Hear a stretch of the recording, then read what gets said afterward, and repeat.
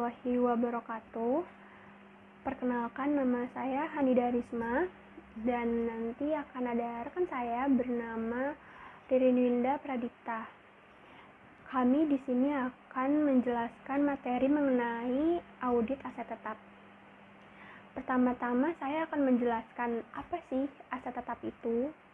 Nah, menurut IAI dalam PSAK nomor 16 revisi tahun 2011, aset tetap adalah aset berwujud yang dimiliki untuk digunakan dalam produksi atau penyediaan barang atau jasa untuk direntalkan bahwa kepada pihak lain atau untuk tujuan administratif dan diharapkan untuk digunakan lebih dari satu periode.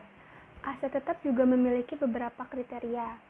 Di antaranya memiliki wujud fisik, tidak untuk dijual, memiliki nilai yang material, memiliki manfaat ekonomi, dan digunakan dalam kegiatan perusahaan dalam keadaan normal.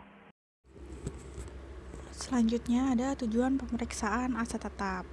Yang pertama, untuk memeriksa apakah terdapat internal control yang cukup baik atas aset tetap. Yang kedua, untuk memeriksa apakah aset tetap yang tercantum di dalam laporan proses keuangan itu benar-benar ada. Yang ketiga, untuk memeriksa apakah penambahan aset tetap dalam tahun berjalan betul-betul merupakan sesuatu capital expenditure, diotorisasi oleh pejabat perusahaan yang berwenang, serta didukung oleh bukti-bukti yang lengkap dan dicatat dengan benar. Yang keempat, untuk memeriksa apakah penarikan aset tetap sudah dicatat dengan benar di buku dan telah diotorisasi oleh pejabat yang berwenang. Yang kelima, untuk memeriksa apakah pembebanan penyusutan dalam tahun yang diperiksa dilakukan dengan cara yang sesuai dengan SAK yang berlaku, konsisten, dan apakah perhitungannya telah dilakukan dengan cara benar. Yang keenam, untuk memeriksa apakah ada aset tetap yang dijadikan sebagai jaminan. Yang ketujuh, untuk memeriksa apakah penyajian aset tetap dalam laporan keuangan sesuai dengan standar akuntansi keuangan yang berlaku. Selanjutnya saya akan menjelaskan tentang sistem pengendalian internal atas aset tetap. Yang pertama ada mengamankan aset. Contohnya itu seperti apa sih? Misalnya ketika kita sudah selesai bekerja, lalu semua pegawai sudah pulang, itu sebelum pulang ruangan bekerja kita sebaiknya dikunci untuk mengamankan aset yang ada di dalam ruangan kita agar tidak ada yang mengambil. Yang kedua adalah kita harus dapat mengelola catatan aset perusahaan itu dengan baik agar apa yang kita laporkan itu tercatat dengan akurat dan wajar. Yang ketiga adalah memberikan informasi yang akurat dan reliabel. Yang keempat adalah menyiapkan laporan keuangan sesuai dengan kriteria yang sudah ditetapkan oleh perusahaan. Yang kelima adalah mendorong dan memperbaiki efisiensi operasional perusahaan. Yang keenam adalah mendorong ketaatan terhadap peraturan yang telah dibuat oleh pihak manajerial. Yang ketujuh adalah kita harus tetap mematuhi hukum yang berlaku. Materi selanjutnya yaitu compliance test atas aset tetap. Yang pertama yaitu memeriksa kelengkapan semua bukti pendukung. Yang kedua, memeriksa kebenaran perhitungan matematis. Yang ketiga, memeriksa otorisasi dari pejabat perusahaan yang berwenang. Yang keempat, memeriksa kebenaran nomor perkiraan yang didebit atau yang dikredit. Yang kelima, memeriksa kebenaran posting ke buku besar dan sub buku besar. Selanjutnya, saya akan menjelaskan mengenai prosedur audit atas aset tetap. Yang pertama ada tes pengendalian. Di sini auditor akan mengecek sejauh mana aset tetap dikendalikan oleh perusahaan. Apakah sudah baik atau masih kurang baik? Selanjutnya ada tes analisa. Nah, tes analisa adalah mengecek berdasarkan laporan yang ada. Tes analisa itu ada 3. Pertama, membandingkan dengan perusahaan sejenis. Kedua, membandingkan dengan periode yang lalu. Dan terakhir adalah membandingkan dengan tahun yang sama.